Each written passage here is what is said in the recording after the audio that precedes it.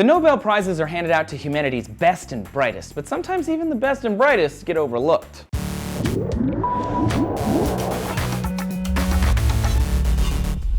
Howdy folks, Trace here, wrapping up the coverage for D-News. The Nobel Prizes were announced over the last week, and there were a couple of surprises out there.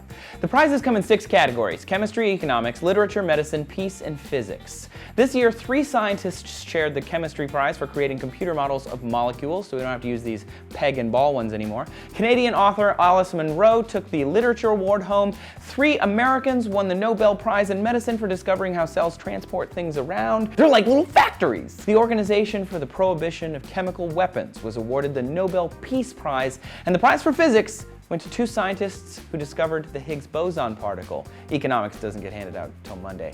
Kind of an incredible list, don't you think? But what about the amazing projects that didn't warrant a Nobel win? The Nobel Prize for Peace is pretty existential. How do people encourage peace globally? Removing chemical weapons is a great one, but what about promoting non-violence in the face of a much more powerful aggressor? Mahatma Gandhi promoted a free and independent India and was assassinated in 1948. Though his efforts helped the Britons to quit India, he never won a Nobel Prize for Peace, though he was nominated posthumously. I think we can all agree the idea that DNA and genes pass from parents to offspring is pretty much a game changer, but the scientists credited for the discovery never won the Nobel Prize for Physiology and Medicine. In the 1940s, Oswald Avery discovered it wasn't a protein which passed your hereditary traits to your children, but DNA itself, which might seem kind of like, oh, duh, now. But then it was revolutionary because most scientists thought the opposite. The Human Genome Project might be one of the most interesting and wonderful things to happen with the human DNA since it was discovered. And since that project was completed in 2003, we've been learning things about humans we may never have discovered without it. We've cataloged all the DNA of a whole human and still no Nobel Prize. There are so many more of these, you guys. The Nobel Prize for Chemistry was never given to Dmitri Mendeleev for creating the modern periodic table.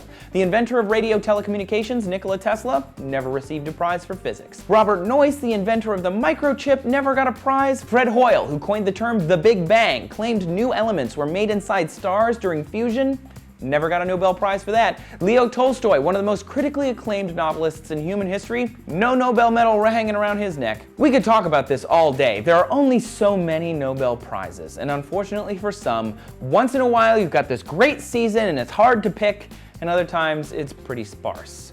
I mean, personally, I'd love to see Malala Yousafzai win for her work toward peace. The Taliban shot her in the head for simply trying to go to school. Education, it's important. She stood up to them peacefully, survived, and is still working for peace today. I think the Nobel Prizes are an incredible way to show recognition for humanity's best achievements. But how do you feel about it? Share your own opinions in the comments below the video, and thanks a lot for watching D-News today. Take a second and like us on Facebook, and we hope you come back soon.